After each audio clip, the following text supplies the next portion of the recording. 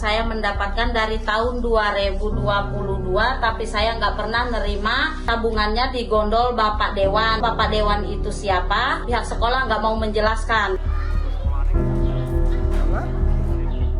Hingga pekan terakhir bulan Januari tahun ini, kisruh dugaan penyimpangan dana PIP di wilayah Parung Panjang, Bogor masih terus terjadi. Informasi yang tim Realitas temui, sejumlah oknum kepala sekolah maupun operator mulai mengembalikan dana yang disalahgunakan kepada wali murid. Namun, tidak sedikit yang menghindar saat didesak oleh orang tua wali murid penerima bantuan PIP. Kondisi ini pula yang dialami oleh Heri Jauhari, Kepala Sekolah SD Negeri 02 Cikuda Parung Panjang. Jauhari yang belum genap 2 tahun menjabat sebagai kepala sekolah kelimpungan saat menghadapi keluhan wali murid penerima bantuan PIP pada periode tahun 2022 jauh sebelum dirinya bertugas. Puluhan wali murid yang datang mempertanyakan kemana dana bantuan yang semestinya diterima oleh anak-anak mereka. Kemarin di Gerbek Mak-Mak ada apa, Pak? Masalah PIP, Pak ya. Mereka melaporkan membuat buku tabungan. Ternyata setelah dicek ada sebagian yang datanya ada, uangnya kosong gitu. Ada berapa banyak, Pak? Yang tidak dapat 44 siswa. Data yang mereka kosong itu di luar dari yang data dari saya gitu. Akhirnya mereka ada 100 siswa yang mengecek langsung ke BRI. Ternyata ada ya sebagai penerima. Ada penerimaan. Juga mendapatkan berkas pencairan.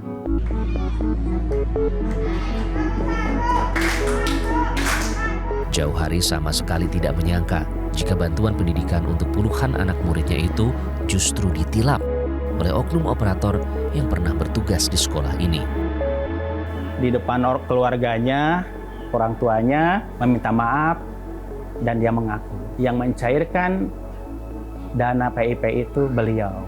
Juga termasuk memanipulasi data kepala sekolah, tanda tangan, dan stempel saya. Dalam sebuah surat pernyataan yang tim Realitas terima, oknum operator berinisial AB mengakui telah memalsukan tanda tangan kepala sekolah dan stempel sekolah untuk mencairkan dana PIP.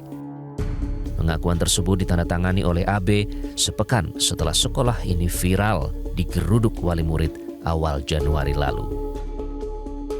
Akibat ulah oknum operator nakal, para pengurus dan pengajar SD Negeri 02 Cikuda kini terkena imbasnya. Maklum saja, saat ini sekolah tengah membutuhkan bantuan pembangunan kepada pemerintah daerah setempat, seperti pemagaran halaman sekolah karena lokasinya berada lebih rendah dengan badan jalan raya sehingga sangat membahayakan keselamatan siswa. Selain itu, pembangunan lapangan bermain untuk menunjang aktivitas belajar peserta didik di sekolah ini. Digulirkan sejak tahun 2017, dana bantuan PIP ini alokasinya setiap tahun terus mengalami peningkatan. Mulai dari alokasi penerima hingga alokasi dana yang dikucurkan oleh pemerintah. Nah, dana bantuan PIP ini dialokasikan untuk siswa yang tidak mampu, siswa yatim piatu, atau mereka semua yang terdaftar dalam Data Terpadu Kesejahteraan Sosial atau DTKS, mulai dari tingkat SD hingga SMA sederajat, baik sekolah negeri hingga sekolah swasta. Nah, besaran bantuannya sendiri mulai dari Rp450.000 untuk tingkat SD, Rp750.000 untuk tingkat SMP, hingga Rp1.800.000 untuk tingkat SMA sederajat. Begitu pula untuk dana PIP yang tersebar di wilayah Parung Panjang.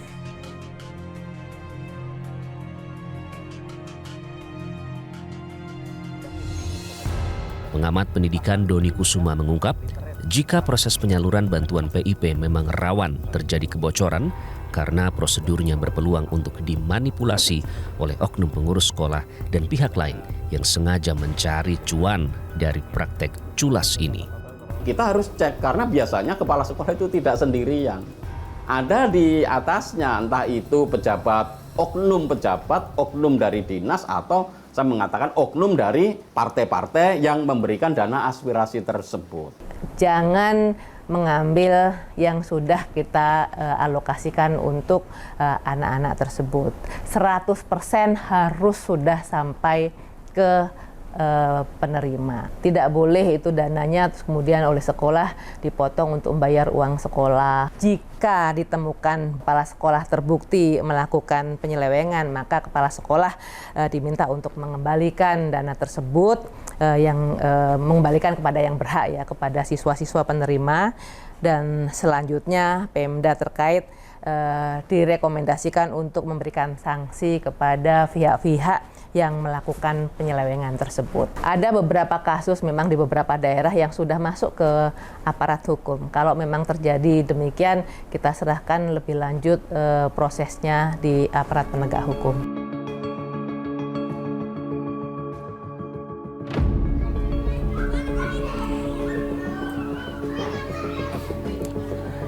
Kebocoran dana bantuan program Indonesia Pintar atau PIP yang dilakukan oleh oknum kepala sekolah dan juga operator di Parung Panjang ini hanyalah gambaran kecil dari buruknya sistem pendidikan di Indonesia. Bukan tidak mungkin anggaran triliunan rupiah yang dikucurkan oleh negara untuk meningkatkan kualitas pendidikan ini berpotensi pula digerogoti, diakali oleh oknum pendidik yang tuna moral. Lantas bagaimana nasib kualitas pendidikan di Indonesia jika ini dibiarkan terus berlarut dan tidak kunjung dibenahi?